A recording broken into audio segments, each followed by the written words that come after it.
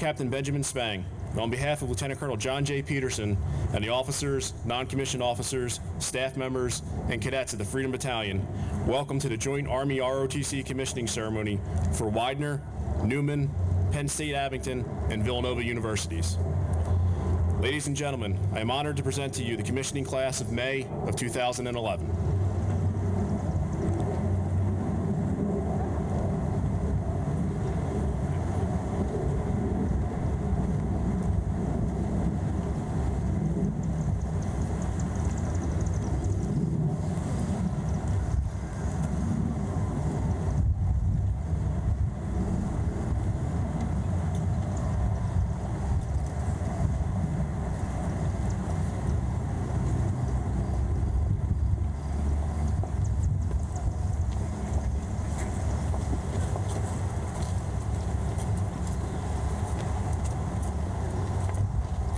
Please rise for the national anthem to be sung by Carol DeBunda, the coordinator of the Career Development Center at Penn State Abington. Carol has a special connection to the ROTC program at Widener and Pennsylvania Military College. Her late husband Buddy's name graces the memorial plaque here at Old Main. Please remain standing for the recitation of the Soldier's Creed by Cadet Caitlin Culhane and the invocation to be given by Reverend Ryan Henderson. Center, face.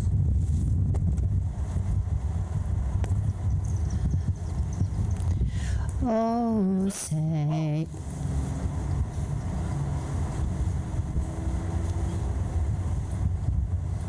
There we go. Oh, say, can you see by the dawn's early light what so proudly we hailed at the twilight's last gleaming, whose broad stripes and bright stars through the perilous fight o'er the ramparts we watched were so gallantly streaming, and the rocket's red glare, the bombs bursting in air, gave proof through the night that our flag was still there. Oh, say, does that star-spangled banner yet wave o'er the land of the free and the home of the brave? God bless America. Order, arm. Center, face.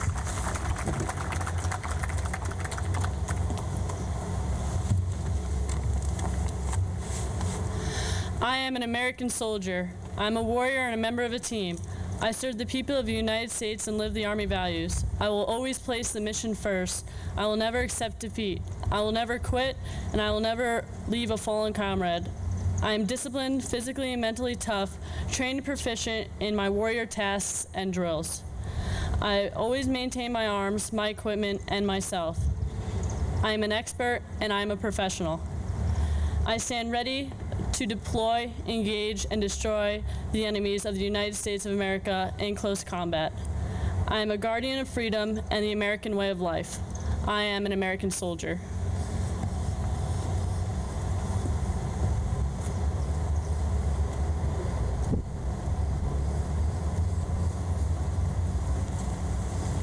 If we can be in an attitude of prayer. Holy Creator, blessed Healer and Redeemer, the one who calls us and challenges us and gifts us with courage and compassion. As we gather this day, we ask that you will be with each member of our military family that is in harm's way. Bless them with safety and with guidance. We also ask that you will be with each of us on this holy and joy-filled day, a day where as a community we will celebrate the accomplishment of these cadets. May each one of them have the courage to laugh, to smile, to celebrate their success and to remember, as each of us look with vigilance into the future. God, be that which unites us all, as we pray your presence will be here with us. Amen.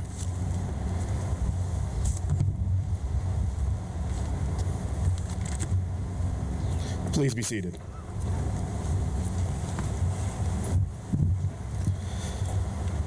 Today we will commission a total of 15 cadets from 4 different universities. Today's ceremony also marks the first time that we will commission a cadet from Newman University. There are 2 other cadets who will receive their commission this summer after completing their academic and ROTC requirements. Those cadets are Alexander C. Medeiros and Daniel M. Labarge. Ladies and gentlemen, it is now my honor to present Lieutenant Colonel John J. Peterson, the Freedom Battalion Commander and Professor of Military Science.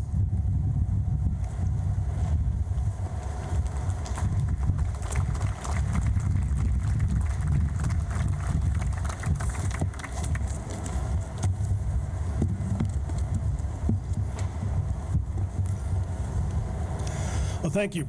President Harris, President Miranda, General Ferris, Provost Allen, and members of the executive team, Vice Presidents Durand and Baker, deans, faculty of Widener, welcome, and thank you for attending. I'd like to highlight our representatives from our partnership schools, including Dr. Miranda and her husband from Newman University, Lowell Gustafson from Villanova University, and Carol DeBunda from Penn State University, Abington. Carol, of course, is also our singer from the national anthem. I'd like to thank the distinguished alumni that are present, and I would like to extend a special welcome to the families and friends of the commissionees, because you're the whole reason we're here, to celebrate the achievement of these soon-to-be officers and to honor the support that you've given them to ensure their success.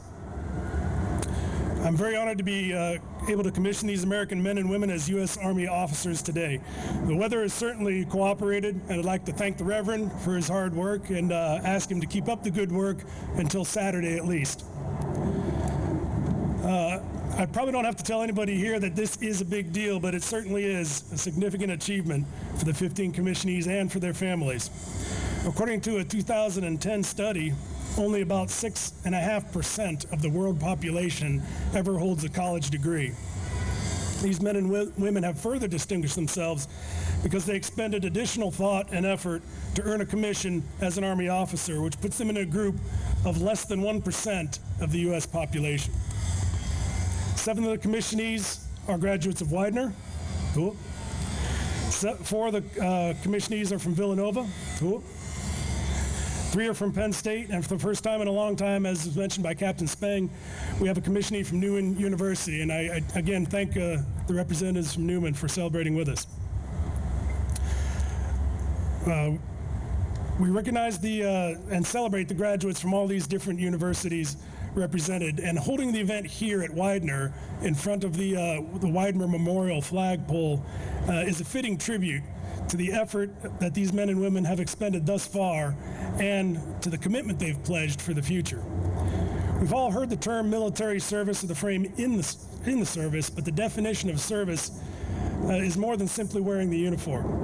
As an officer in the Army, you will serve your country, volunteering to do a job that many cannot do or will not do.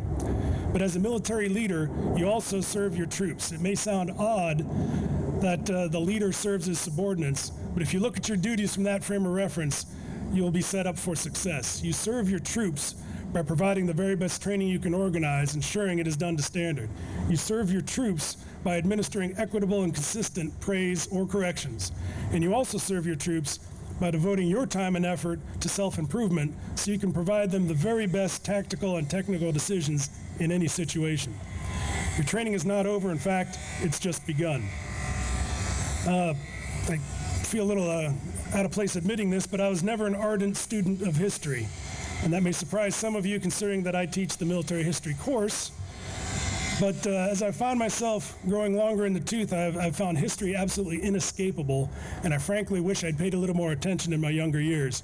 I'm reminded of the saying, if I knew I was going to live this long, I would have taken better care of myself.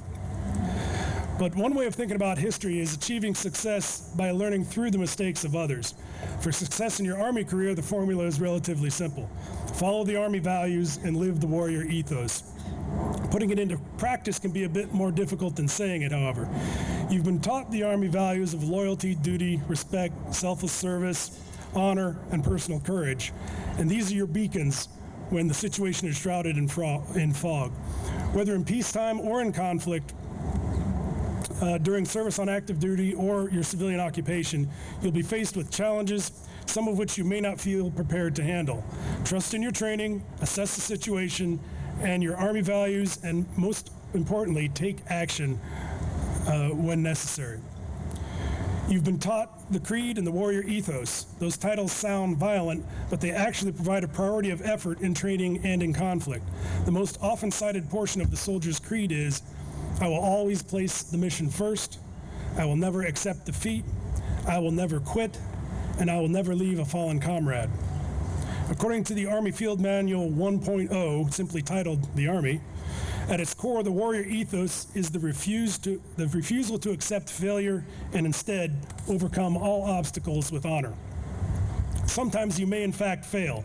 How you react to your failures is key. Do you shrug your shoulders, turn away, or do you get up, try again, using every available resource to accomplish the mission? The former is the easier path, but that path does not lead to success. The latter is often the harder choice, but as the leader, the commissioned officer, it is the path that you will keep striving to follow. You don't do it for personal success, but for the selfless success of the mission, your unit, and your fellow soldiers. There are very few professions where you're expected to be a leader of men and women from the very first day on the job. You are entering into a profession that has high demands on your personal and professional competence. You need to lead the soldiers under your command with expertise in your specialty, but you also need to demonstrate the highest level of conduct in your personal lives. While one may be more obvious than the other, both are significant and relevant to your success. The soldiers you lead deserve the very best you have to offer. Your character counts, and it comes through in everything that you say and do. By what may appear to be a simple act of saying an oath, these men and women will be transformed into commissioned officers. If you've ever wondered exactly what a commission means, it means a formal written warrant granting the power to perform various acts or duties. It goes on to say the authority to act for, in behalf of, or in place of another. These officers are commissioned today to act in place of the American people in behalf of the President of the United States and authorized by the United States Congress. In a very direct way, these new Army officers will be helping our national leaders improve the human condition in our country and around the world. As these men and women step off on their careers and as college graduates and Army officers, we have very little to fear. They've had an excellent education from outstanding universities. They've had military training from an elite group of officers, non-commissioned officers, and staff, and they have the love and support of you, their family, and friends. As a final note, use the lessons you've learned to sharpen your leadership skills and apply yourself to be the best. Another way to think about your experience of the last 4 years is that you've learned how to work. You've been given instructions, requirements, deadlines, with a largely free rein in regard to how you meet the task. If you didn't figure out how to work, you probably wouldn't be here today. Hopefully, you've also found ways to enjoy your work because it's truly not all drudgery. In fact, if you ask any leader from corporal to general, you'll get the same answer, which is the greatest honor they have ever had is to lead soldiers. As a member of the 1% of the population, you will indeed make a difference in the world, and I wish you Godspeed and good luck. Thank you.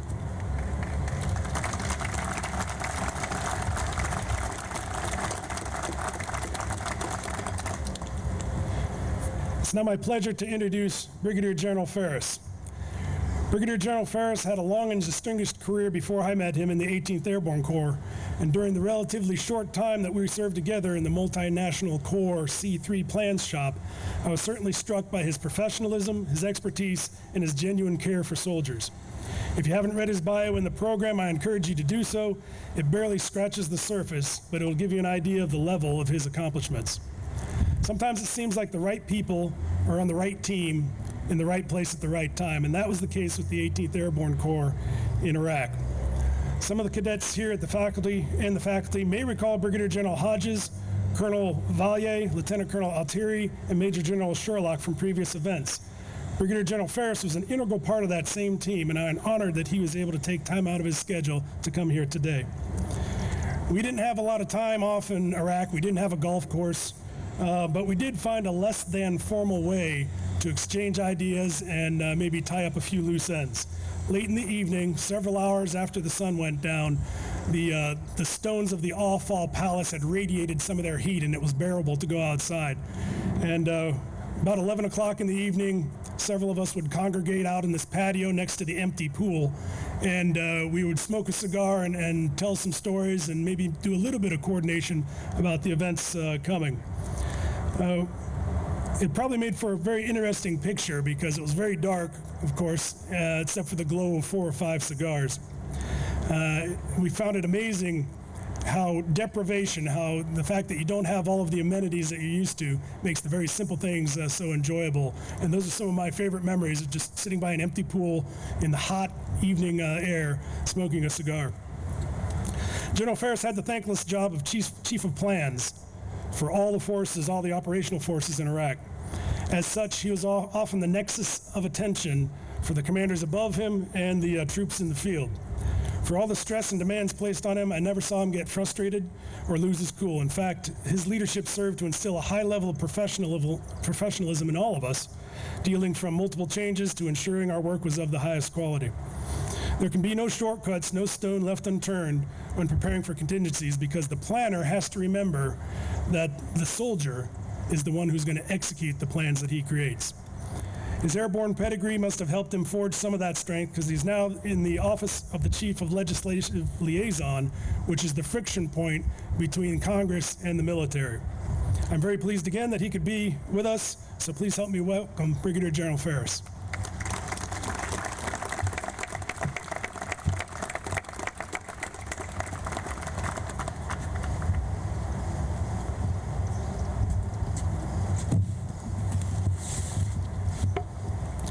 Well, thank you, John, for that kind introduction.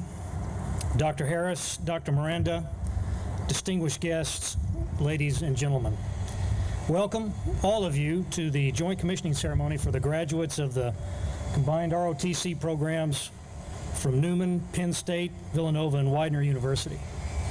It's an honor to be here with you and share this enormously important event with the family and friends of our next generation of Army leaders. And I can already see we're in good hands.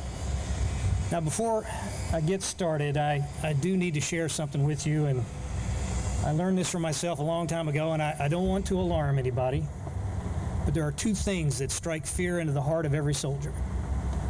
The first is a brand new lieutenant with a map and a compass. And the second is an Army general on a hot day with a microphone. Now, I'm going to break with normal convention here. I would like all of you who are being commissioned today to stand up and stay at ease and face towards your loved ones in the crowd. And don't worry, it's not the last time you will get surprised by higher headquarters here.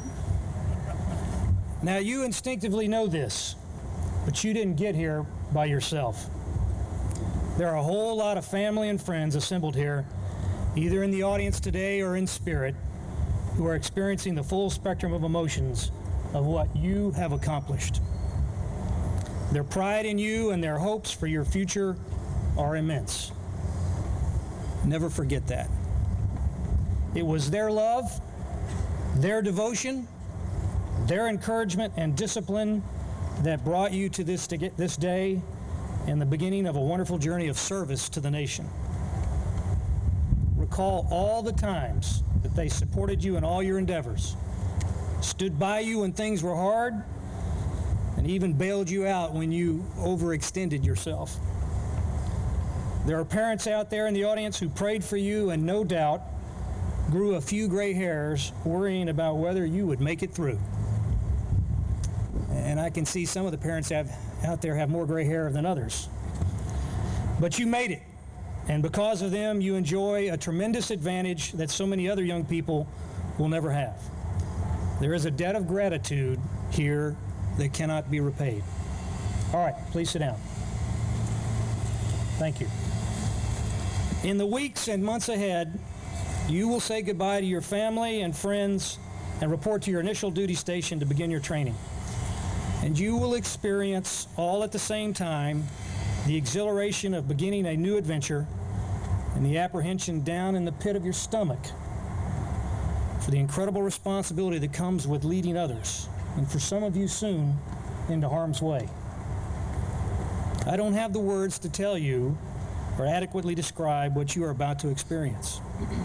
But I can tell you this, the memories for me are still just as vivid as they were almost 3 decades ago when I started out. I wish I could turn back the hands of time. I'd do it all over again. I also don't have a whole lot of wisdom to offer about what decisions you should make as you begin your career in the profession of arms. Each of you will take your own path, and you will be all right. If you will allow, I do only offer one piece of advice. Wherever your journey in the Army takes you, be worthy. In other words, give something back and make a contribution with your life and your service that is noble.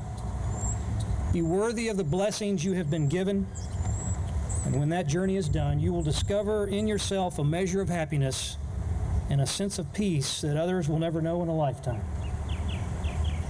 I know of no more noble profession than to serve this nation as a leader in the armed forces. We have the best Navy, the best Air Force, and the best Marine Corps history in the world has ever known. And the American Army, with 1.1 million men and women in both the active and reserve components, has been and will remain the strength of our nation. The President of the United States himself, speaking to a crowd of soldiers, sailors, airmen, and Marines during his previous visit to Afghanistan, reminded that group assembled before him that they were the most trusted institution in the nation. And indeed, a Gallup poll taken last year by a margin of over 76% indicates our military enjoys greater confidence by the American people than any other profession or institution. And it's not hard to imagine why. We are a nation at war. We have been fighting a ruthless and violent terrorist network around the globe for almost a decade. And this will be the longest war in our nation's history. We didn't ask for this fight. It came to us in a way that none of us could ever imagine. Unfortunately, I believe we will be engaged in this struggle for many years to come. The American Army has soldiers deployed or serving in nearly 80 different countries. To defeat this extremist ideology will require, to coin a phrase, our nation's next greatest generation. It will be hard work, very hard work. It will demand much from our young men and women in uniform and those who lead them. And much of the heavy lifting in this era of persistent conflict will be done by the United States Army. Yet despite the threat, despite the lagging economy and so many other national concerns, the American people will continue to look to our military and its leaders. And after today, that now includes you. We may have exacted a measure of justice on one of our nation's most hated enemies, but there remain across the globe many more just like him, planning, preparing, searching for weakness. On your shoulders will fall the awesome responsibility to remain vigilant and keep the wolf from the door, and to provide a measure of assurance that no matter how evil the threat, no matter how uncertain the future, America will endure. Last November, I had the privilege of attending the White House and Pentagon ceremonies for the award of the Medal of Honor to Staff Sergeant Sal Junta. He's a remarkable young man, and he's currently the only living recipient of the Medal of Honor since the Vietnam War. I mention him here today not because of what he did, but what he said afterwards when he tried to honor those who fought next to him on that eventful day. Many of you know the story. The date was October 25th, 2007. Sergeant Junta was a member of Bravo Company, 2nd Battalion Airborne 503rd Infantry Regiment.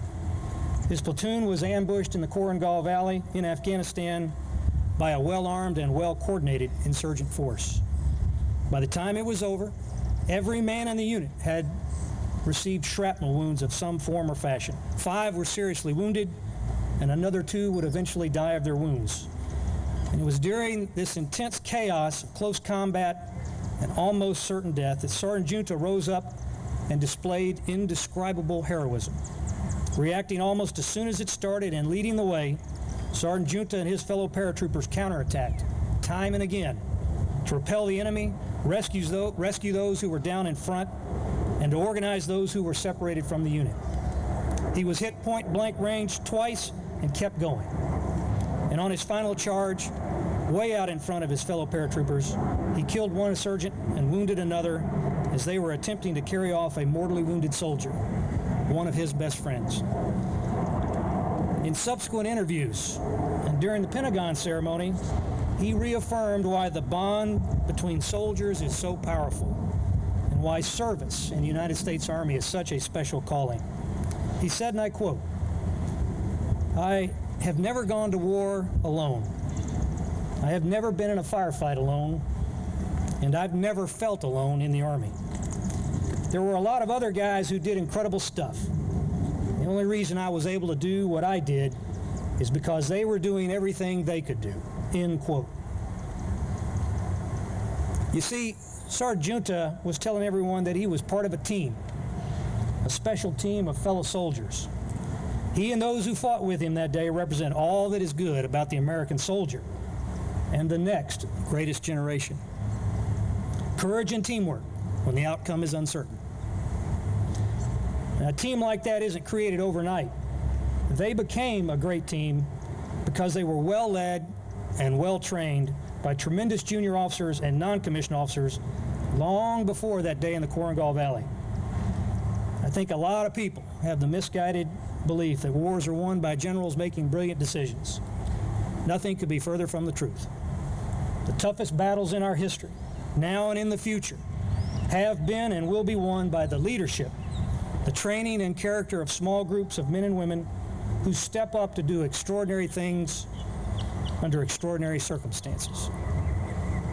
And it is the sum total of all their actions that will determine the destiny of our nation. Now, as Colonel Peterson mentioned, as of the 2010 census, there are almost 311 million United States citizens, yet less than 1% of those will ever serve in the military.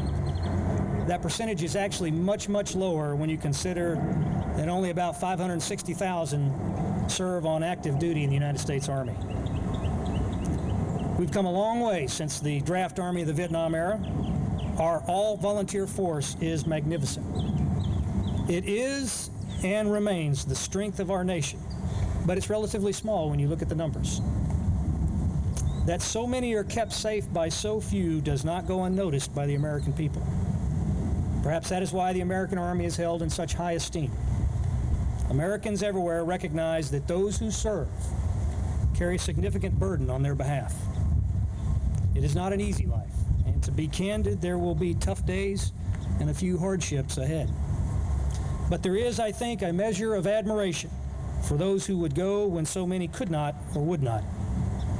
And even though the numbers may be relatively few, within the fabric and diversity of our great country, there are others like Sergeant Junta who will continue to step forward, to go where our nation sends him or her, and to be a part of the Army team. But who will lead them? Who will train them, care for them, and inspire them to accomplish great things, and over time shape the course of our great nation? Those of you sitting here today will do that. After you complete your initial branch training, you will immediately begin leading America's sons and daughters. You will be a part of something special, a special team of soldiers, and you will make a difference. In your ranks will be wonderful young men and women like Sal Junta. You will serve around the globe. Some of you will deploy into combat. You will make decisions that CEOs of large corporations never have to make. You won't wait years to work your way up the ladder before you get a chance to lead others. Your leadership responsibilities start on day one. Whether you serve your initial obligation or transfer your leadership skills into the government or private industry, or you go on to serve a full career, your experience leading soldiers will leave an indelible mark on who you are. And the friendships you form while in the Army will stay with you for a lifetime. Some of those friends will be with you through thick and thin. Some of those friends will be standing by you on your best days, and some of them will be standing by you on your worst days. You have many wonderful stories yet to tell. And I've heard it said that a good friend will come to your rescue when you get in trouble, but a really great friend will be standing next to you saying, "Boy, was that fun." My roommate at school, and then at the infantry officer basic course, and then a few years later, my roommate at the infantry officer advanced course was Mark Johnstone. He was eventually the best man at my wedding. And after all these years, he and I still get together and we eat lunch together about once every other week. We reminisce about our friends, the units we served with, our adventures after graduation, and the pride of serving with so many soldiers, so many great soldiers. And I know I will be at his funeral or he will be at mine. You see, the bonds of friendship amongst those who serve in uniform is very special. So as I begin, I have no wisdom to offer about the decisions you will make or the path you should take. I wish each of you the very best. Be worthy of the blessings you were given and give something back in the service to your nation. Make your life's journey noble, and you will be all right. And wherever your service in this great Army takes you, I salute you on behalf of so many grateful Americans. After today, when you raise your hand and take the oath, if you apply all the talents that God gave you, if you live by the Army values and the leadership skills the Army will teach you, and if you always remember you are a part of a team that is bigger than yourself, that the soldiers you lead are counting on you, you will be worthy indeed. God bless you. God bless this great nation. Thank you and congratulations.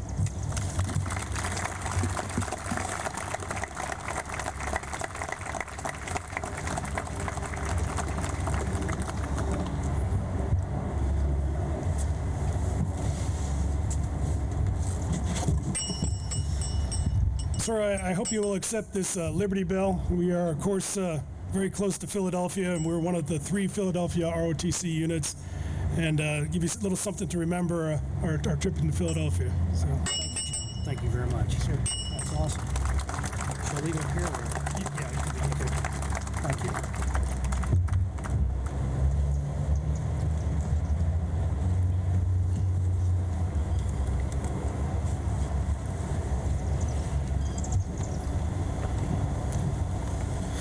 The cadets will now take the oath of office, administered by a military commissioned officer, active or retired.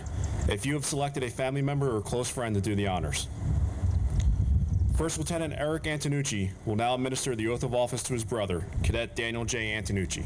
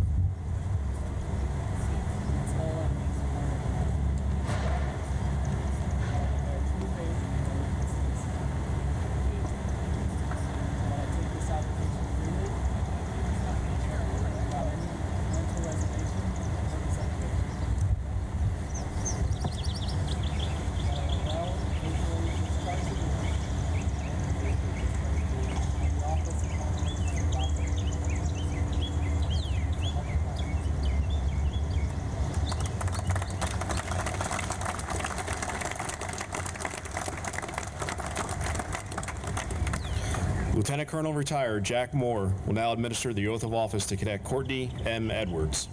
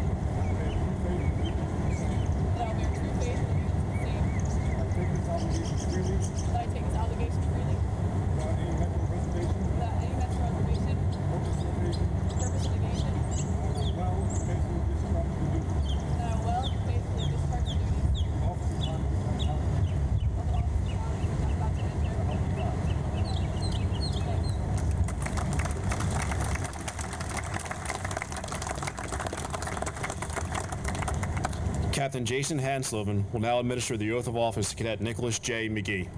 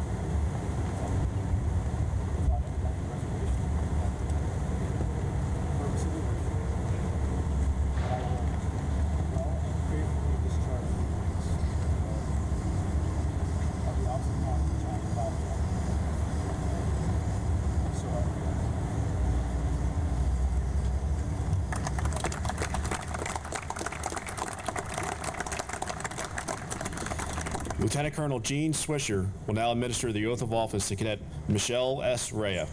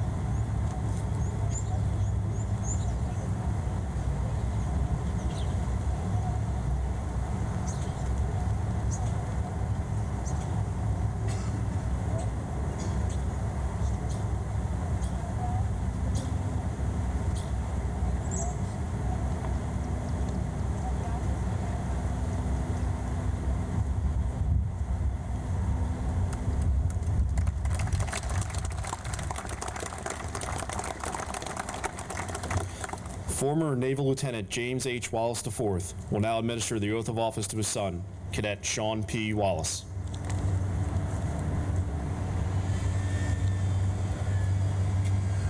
I, Sean Wallace, having been appointed an officer in the Army of the United States and grade of second lieutenant,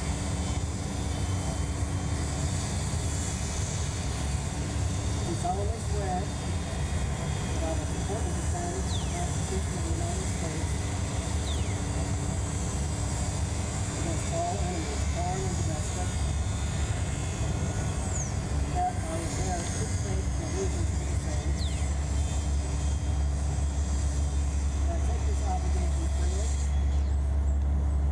without any mental reservation,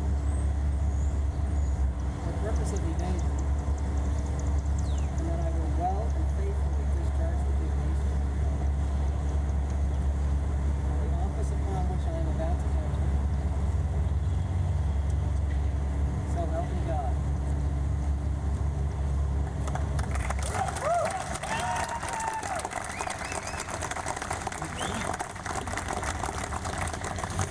Captain Eric Atkins will now administer the oath of office to Cadets Kyle C. Lombardo and Jesse L. Smith.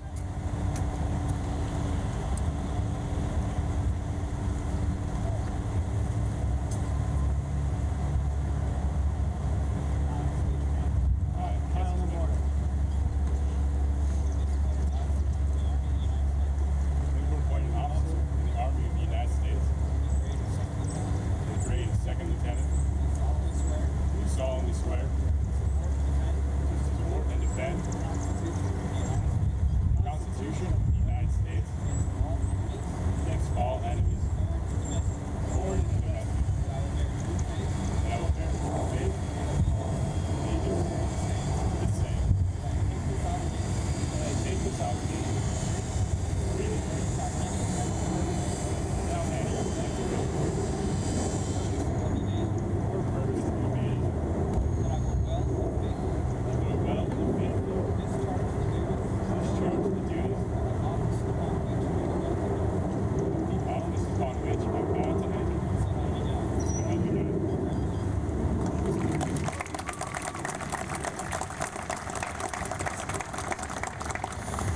Lieutenant Colonel Peterson will now administer the oath of office to the rest of today's commissioning cadets.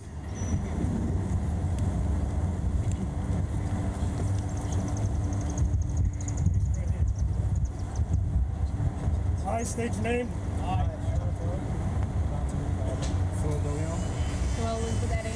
Jonathan Crisco. Having been appointed an officer Having been appointed an officer in the Army of the United States, in the Army of the United States, in the grade of second lieutenant, in the grade of second lieutenant, do solemnly swear do solemnly swear that I will support and defend that I will support and defend the Constitution of the United States the Constitution of the United States against all enemies, against all enemies, foreign and domestic, foreign and domestic, that I will bear true faith and I will bear true faith and allegiance to the same, and allegiance to the same, that I take this obligation freely that I take this obligation freely without any mental reservation without any mental reservation or purpose of evasion, or purpose of evasion, and that I will well and faithfully and that I will well and faithfully discharge the duties discharge the duties of the office upon which I'm about to enter. of the office upon which I'm about to enter. So help me God. So help me God. Congratulations.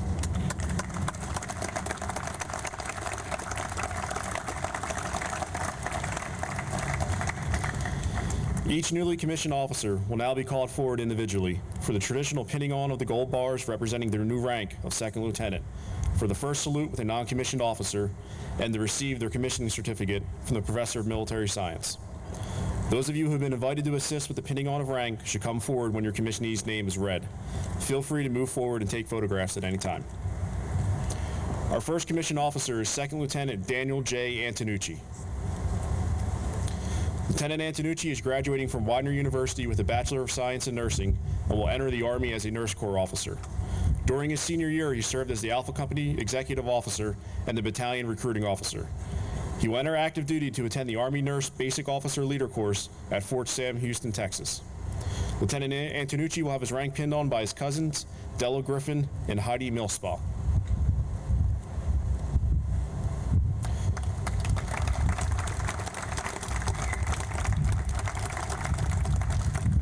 Lieutenant Antonucci will now receive his first salute from Sergeant First Class Pamela Brown. One tradition associated with the hand salute has withstood the test of time. The tradition is a newly appointed officer gives a silver dollar to the first enlisted person to salute them after they have received their commission. The exact origin of this custom is arguable. Researchers suggest that it came from the British regiments stationed in colonial America. They brought with them a number of customs and traditions that were retained by the newly formed American units. For example, newly commissioned British officers were assigned an enlisted soldier to train them, teach them the regiment's history and traditions, and ensure the officer's kit, dress and field uniforms, and personal equipment was serviceable at all times.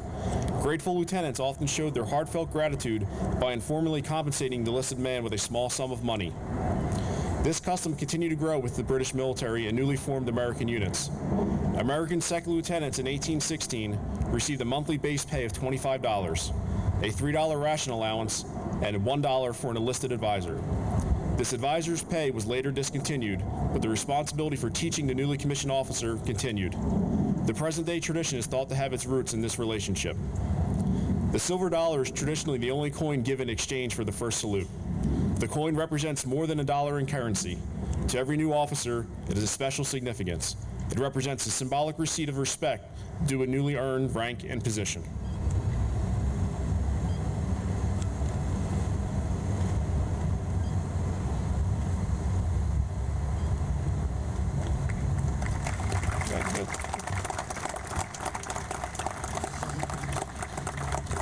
Lieutenant Peterson will now present his commissioning certificate.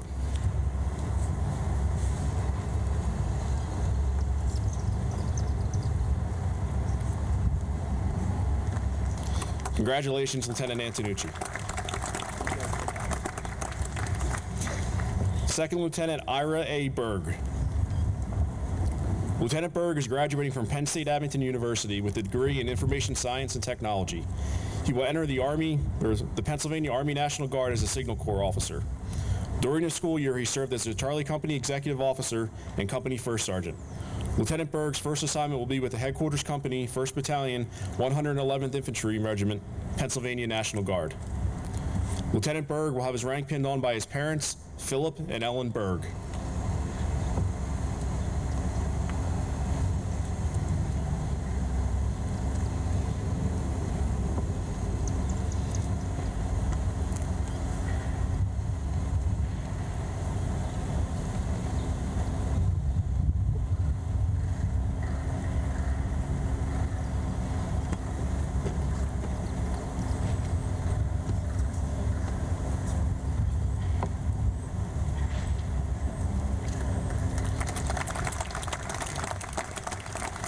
Lieutenant Berg will now receive his first salute from Master Sergeant Ken Klinger.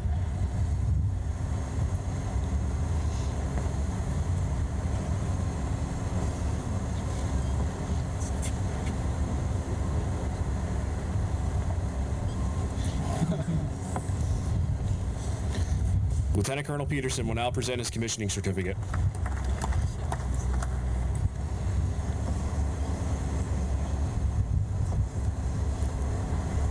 Congratulations, Lieutenant Berg. Second Lieutenant Sean T. Dalberg. Lieutenant Dalberg is graduating from Penn State Abington University with a degree in Administration of Justice and will enter the Army as an armor officer.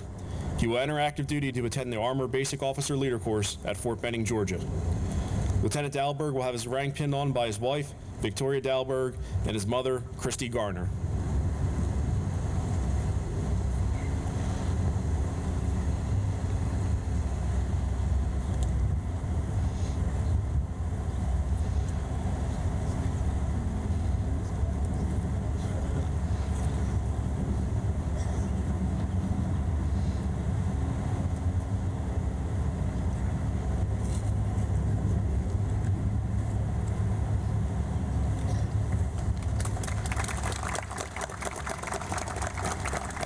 Lieutenant Dalberg will receive his first salute from Master Sergeant Ken Klinger.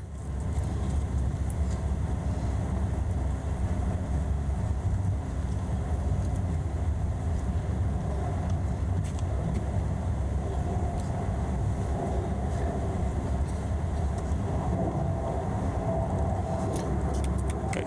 Lieutenant Colonel Peterson will now present his commissioning certificate. Yeah, make sure you guys wait 2 minutes. Congratulations, Lieutenant Dalberg. Second Lieutenant Basilio Deleon Picardo. Lieutenant Deleon is graduating from Penn State Abington University with a degree in criminal justice and a minor in sociology. He will enter the Army as an Ordnance Corps officer. During his senior year, he served as a battalion intelligence officer. He will enter active duty to attend the Ordnance Basic Officer Leader Course at Fort Lee, Virginia, with a follow-on assignment at Fort Lewis, Washington. Lieutenant Deleon will have his rank pinned on by his wife, Mariella Deleon, and his mother, Maria Picardo.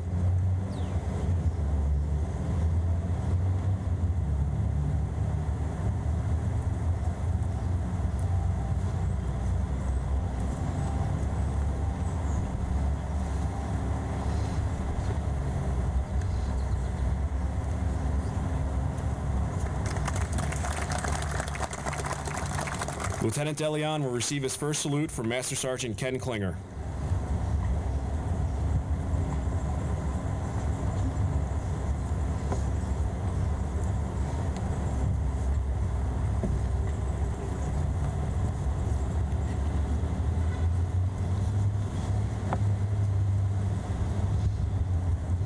Lieutenant Colonel Peterson will now present his commissioning certificate.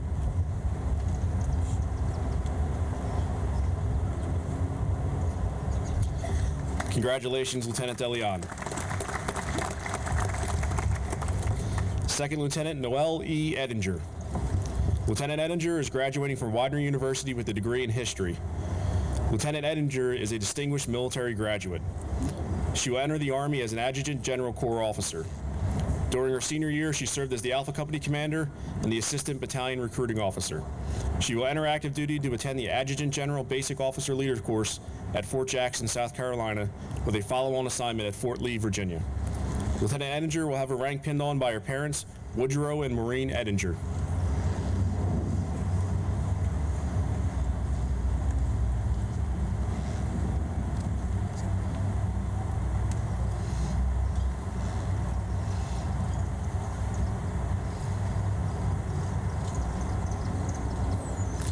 Lieutenant Edinger will now receive her first salute from Specialist Christopher Keebach.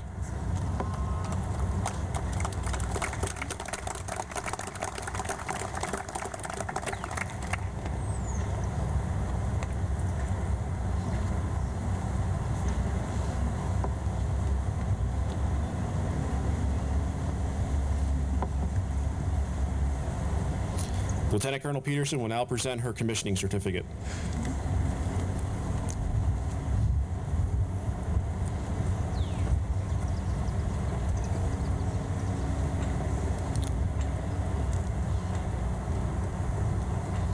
Congratulations, Lieutenant Ettinger. Second Lieutenant Courtney M. Edwards. Lieutenant Edwards is graduating from Widener University with a degree in nursing and will enter the Army as a Nurse Corps officer. She is a graduate of the U.S. Army Airborne School and the Nurse Summer Training Program. During her senior year, she served as the Assistant Battalion Personnel Officer. Lieutenant Edwards will have her rank pinned on by her parents, Bill and Debbie Edwards.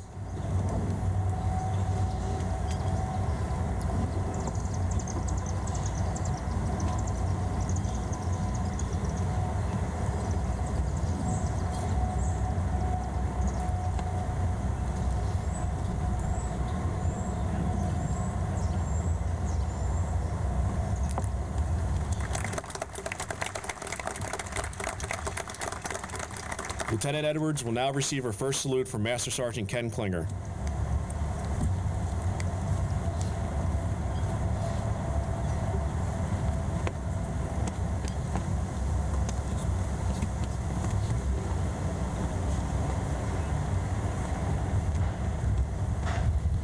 Lieutenant Colonel Peterson will now present her commissioning certificate.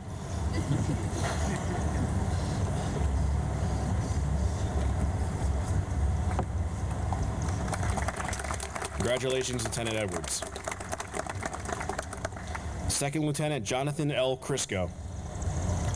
Lieutenant Crisco is graduating from Widener University with a dual degree in political science and criminal justice. Lieutenant Crisco is also a distinguished military graduate. He will enter the Army as an armor officer. He is a graduate of the U.S. Army Air Assault School and attended both Robin Sage and cadet troop leadership training in Korea. During his senior year, he served as the battalion commander and battalion executive officer. He will enter active duty to attend the Armor Basic Officer Leader Course at Fort Benning, Georgia. Lieutenant Crisco will have his rank pinned on by his parents, Lee and Dana Crisco.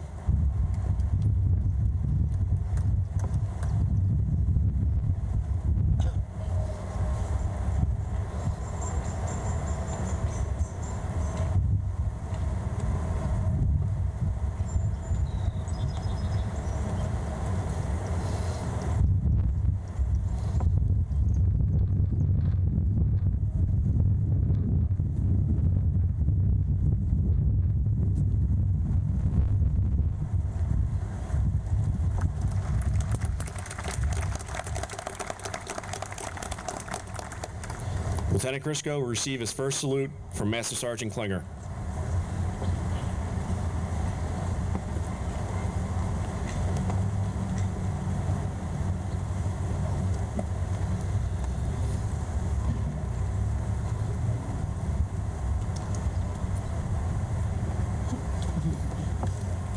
Lieutenant Colonel Peterson will now present his commissioning certificate.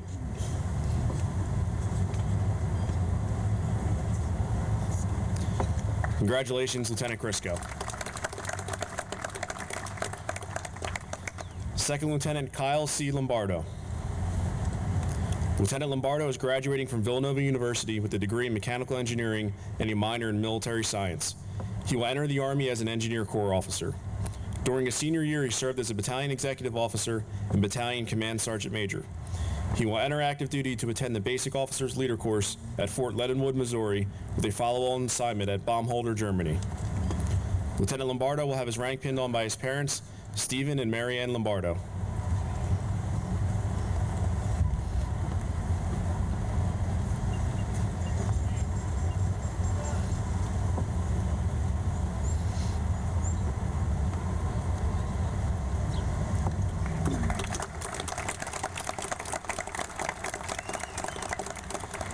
Lieutenant Lombardo will receive his first salute from Master Sergeant Ken Klinger.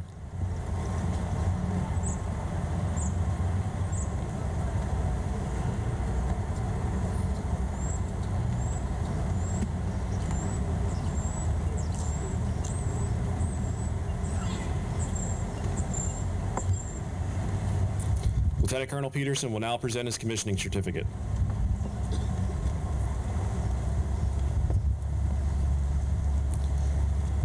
Congratulations, Lieutenant Lombardo. Second Lieutenant Scott D. McInerney. Lieutenant McInerney is graduating from Widener University with a degree in elementary and early childhood education. Lieutenant McInerney is also a distinguished military graduate. He will enter the Army as an infantry officer. He attended cadet troop leadership training at Fort Hood, Texas. During his senior year, he served as a battalion training officer and battalion commander. He will enter active duty to attend the Infantry Basic Officer Leader course at Fort Benning, Georgia, with a follow-on assignment at Fort Lewis, Washington. Lieutenant McInerney will have his rank pinned on by his parents, Dan and Judy McInerney, and his fiancée, Lena Walker.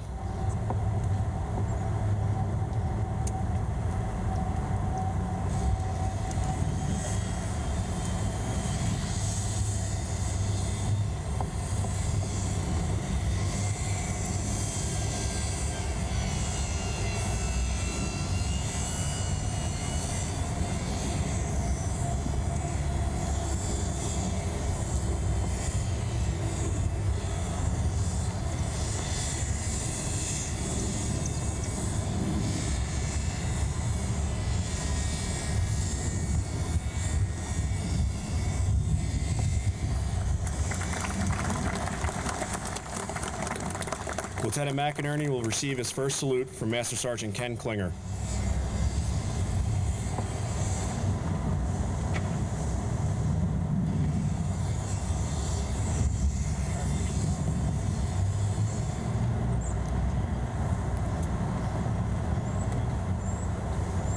Lieutenant Colonel Peterson will present his commissioning certificate.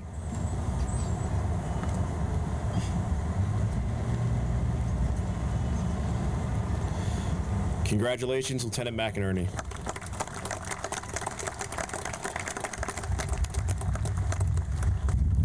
Second Lieutenant Nicholas J. McKee. Lieutenant McKee is graduating from Villanova University with a degree in history and minors in military science and secondary education. He will enter the Army Reserves as a Military Intelligence Corps officer. During his senior year, he served as an MS-4 advisor. He will enter the Army Reserves and attend the Intelligence Basic Officer Leader course at Fort Huachuca, Arizona. Lieutenant McKee will have his rank pinned on by his mother, Michelle McGee, and his section captain, Captain Jason Hansloven.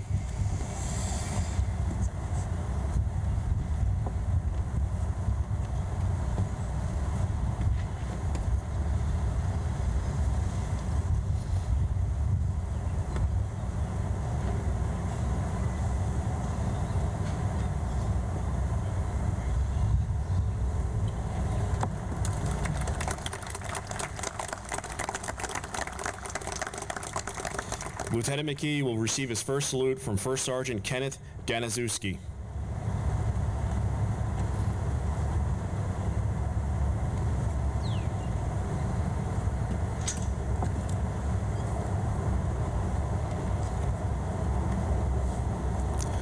Lieutenant Colonel Peterson will present his commissioning certificate.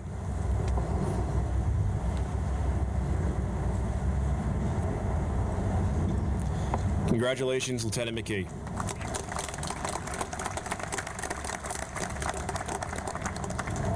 Second Lieutenant Alexei Potapovich. Lieutenant Potapovich is graduating from Villanova University with a master's degree in political science. He will enter the Pennsylvania National Guard as an armor officer. During his senior year, he served as the Bravo Company commander. He will enter the Pennsylvania National Guard and attend the Armor Basic Officer Leader course at Fort Benning, Georgia. Lieutenant Potapovich is not here today. He's at the hospital with his wife and his newborn son. Congratulations, Lieutenant Potapovich.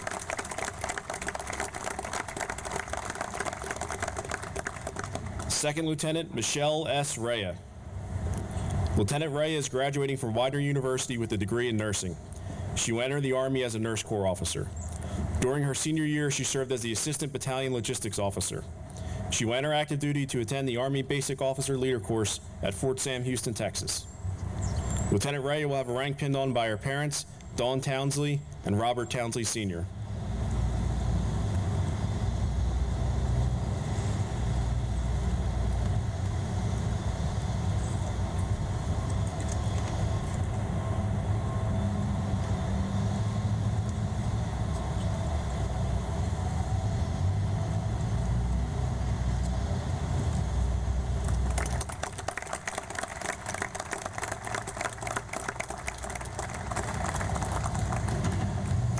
Lieutenant Rea will receive her first salute from Master Sergeant Ken Klinger.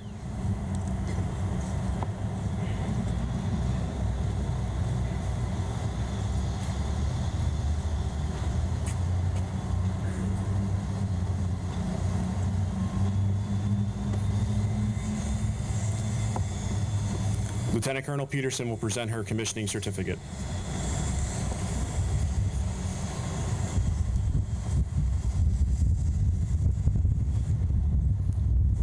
Congratulations, Lieutenant Rhea.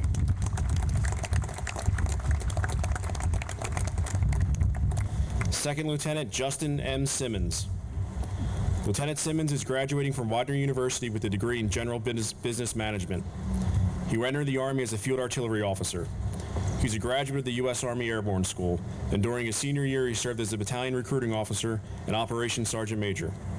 He will enter active duty to attend the Field Artillery Basic Officer Leader Course at Fort Sill, Oklahoma, with a follow-on assignment at Fort Campbell, Kentucky. Lieutenant Simmons will have his rank pinned on by his parents, Ket and Mai Lynn Simmons.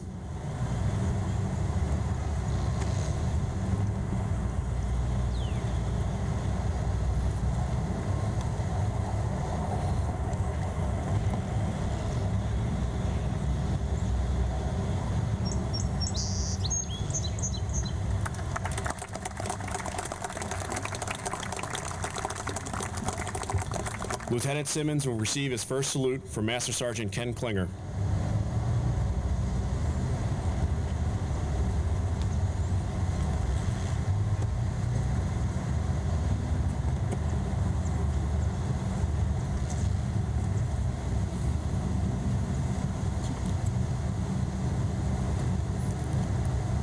Lieutenant Colonel Peterson will now present his commissioning certificate.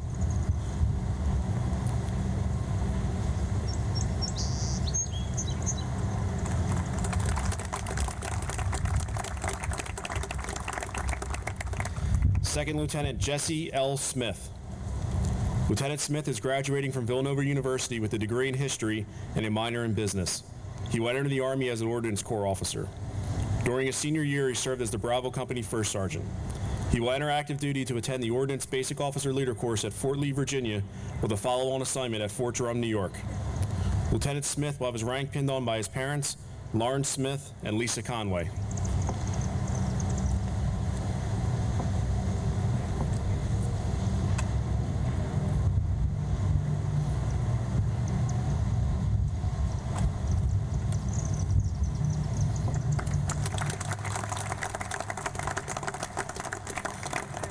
Lieutenant Smith will now receive his first salute from his grandfather, Master Sergeant Retired William Conway.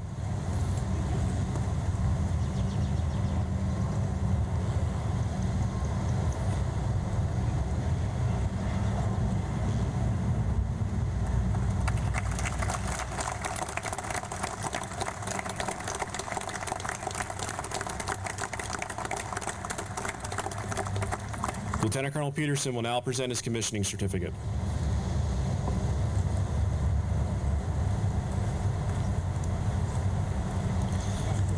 Congratulations, Lieutenant Smith.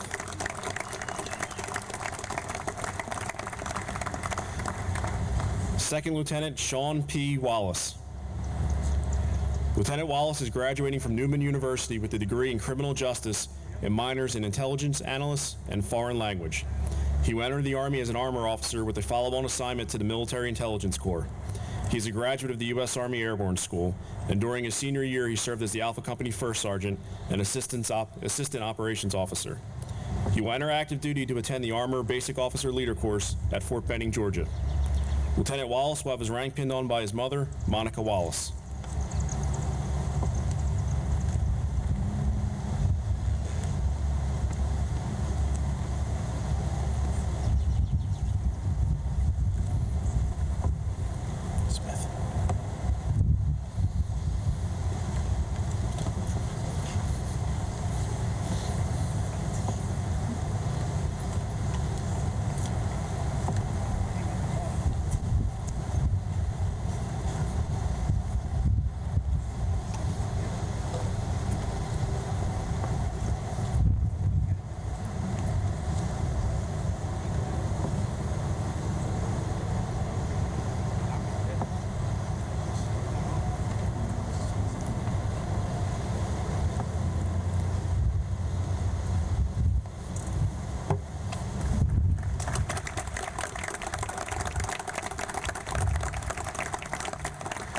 Lieutenant Wallace will receive his first salute from Master Sergeant Ken Klinger.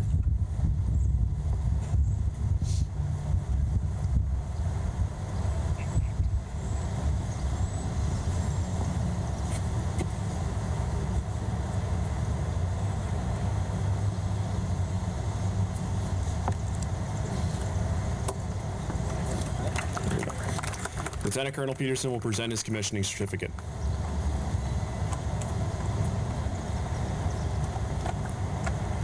Congratulations, Lieutenant Wallace.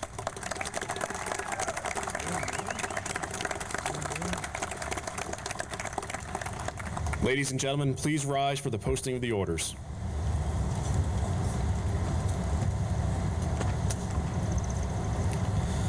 Attention to orders. The President of the United States has reposed special trust and confidence in the patriotism, valor, fidelity, and abilities of Daniel J. Antonucci, Ira A. Berg, Sean T. Dalberg, Basilio Deleon Picardo, Noel E. Edinger, Courtney M. Edwards, Jonathan L. Crisco, Kyle C. Lombardo, Scott D. McInerney, Nicholas J. McKee, Alexei Potapovich, Michelle S. Rea, Justin M. Simmons, Jesse L. Smith, and Sean P. Wallace. They are therefore appointed to the grade of Second Lieutenant in the United States Army, effective 12 May 2011. Ladies and gentlemen, the newly commissioned class of 2011.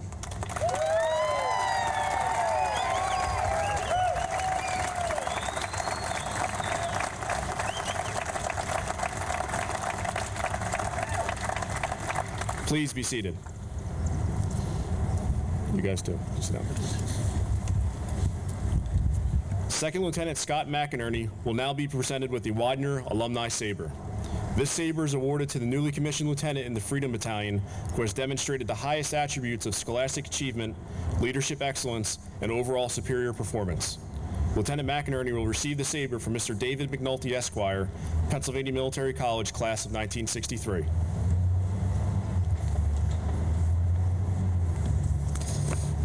Lieutenant, if you can stand at ease, relax for a private little conversation, if I may.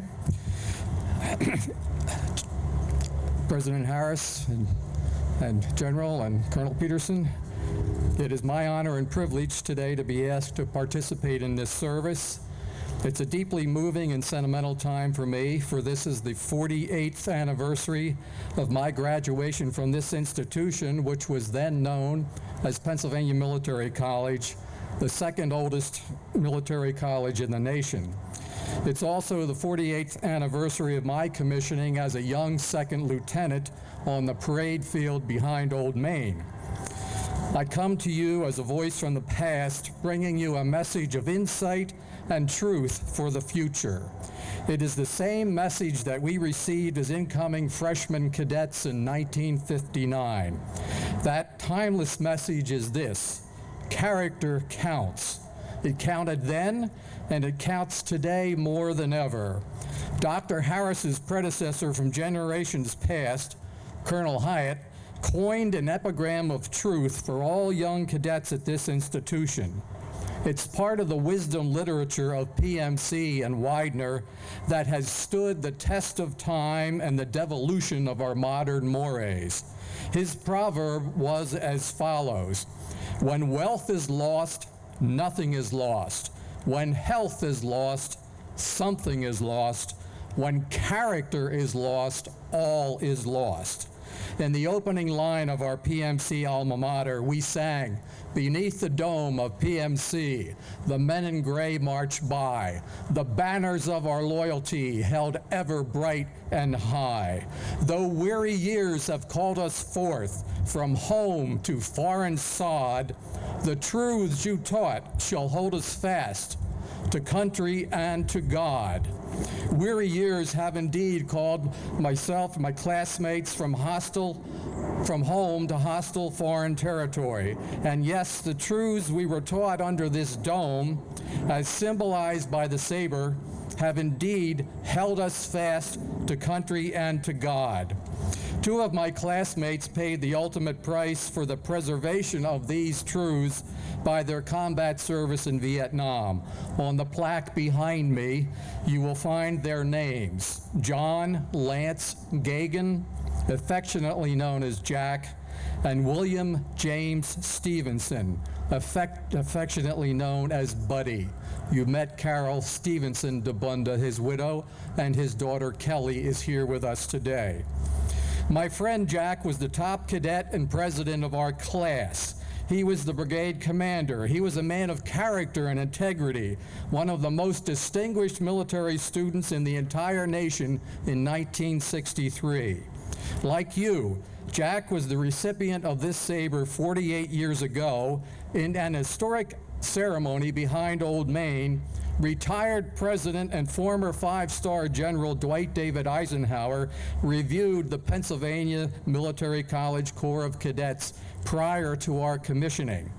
In return, Jack Gagan presented another ceremonial saber to President Eisenhower, and we, the Corps of Cadets, were saluted and blessed by the Supreme Allied Commander of World War II and the President of the United States, who put one nation under God into our Pledge of Allegiance.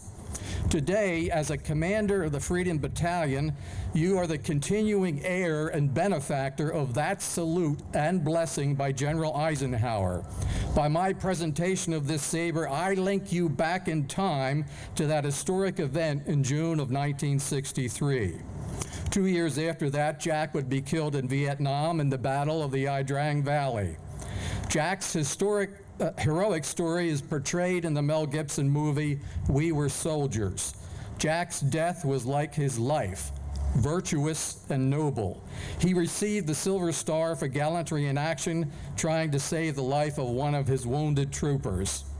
It is with the sacred honor and cherished memory of Jack and Buddy from my class, Captain Nathan Raudenbush from the class of '05, killed in Iraq, and on behalf of all the members, living and deceased, of the long gray line of PMC and Freedom Battalion cadets, that I give this saber to you.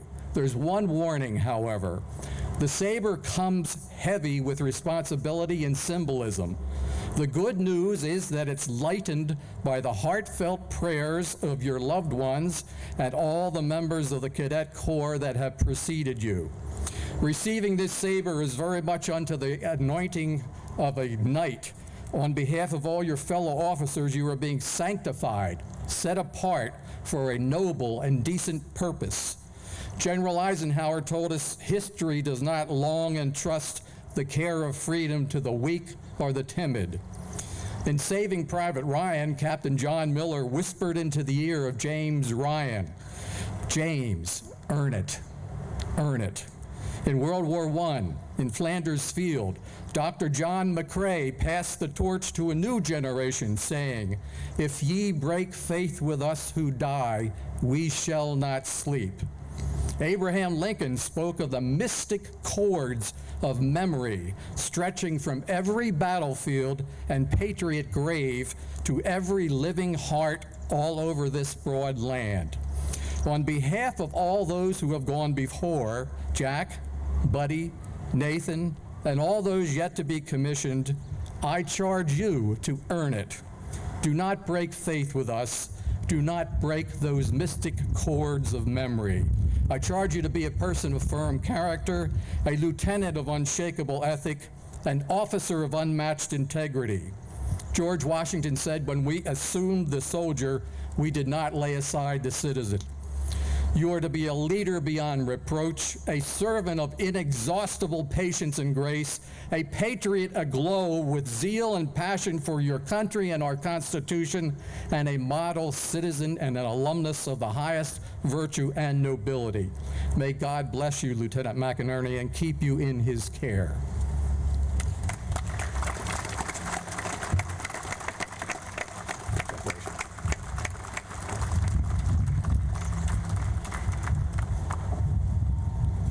For many years now, Mr. McNulty has presented the Alumni Saber during our commissioning ceremony. On behalf of Lieutenant Colonel Peterson and the officers, non-commissioned officers, and cadets of the Freedom Battalion, we would like to offer him a small token of our appreciation. If you can, sir, please come back up. Quite appropriately, the token is a small saber.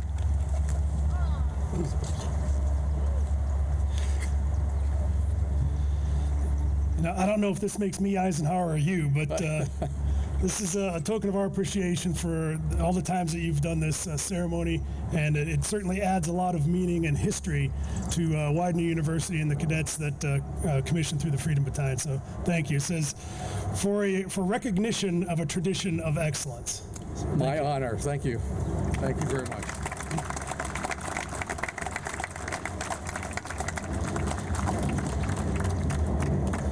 Lieutenant McInerney will now prepare to sheathe the Corps Saber. This event is a long-standing tradition carried on from the days of the Pennsylvania Military College, when the cadet first captain will sheathe his saber to signal the end of the academic year.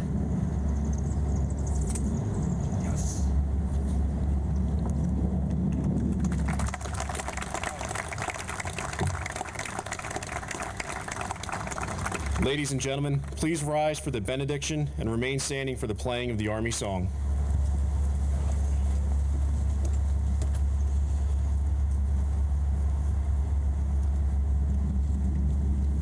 If we can pray together. Holy One, we thank you for your presence in the applause, in the smiles, in the tears of joy, in the words of a general with a microphone, in the hope of our days ahead. We are reminded of the words of General Douglas MacArthur, who gave his definition of a true leader as one who has the confidence to stand alone, the courage to make tough decisions, and the compassion to listen to the needs of others.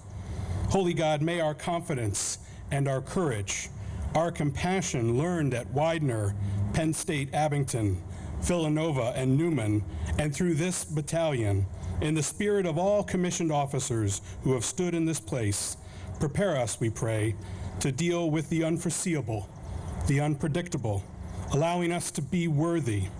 Holy Creator, be with our families, our brothers and sisters in the military service, in the bonds of friendship, and all who protect virtue, wisdom, and freedom with their very lives.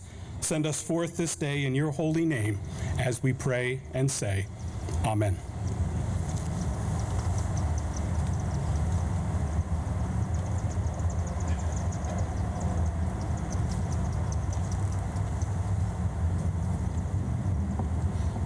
Please remain standing for the playing of the Army song.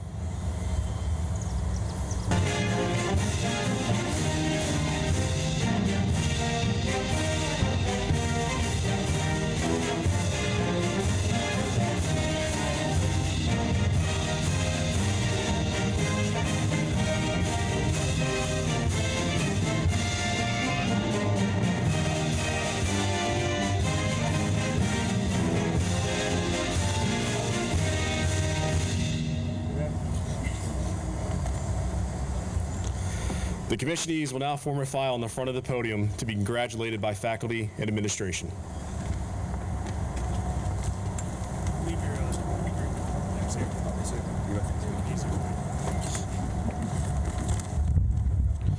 On behalf of Lieutenant Colonel Peterson and the entire Freedom Battalion, thank you for joining us today in this very special celebration. At this time, the battalion is hosting a reception in the Webb Room, which is located in the University Center on 14th Street. Cadets will assist you with directions. Thank you.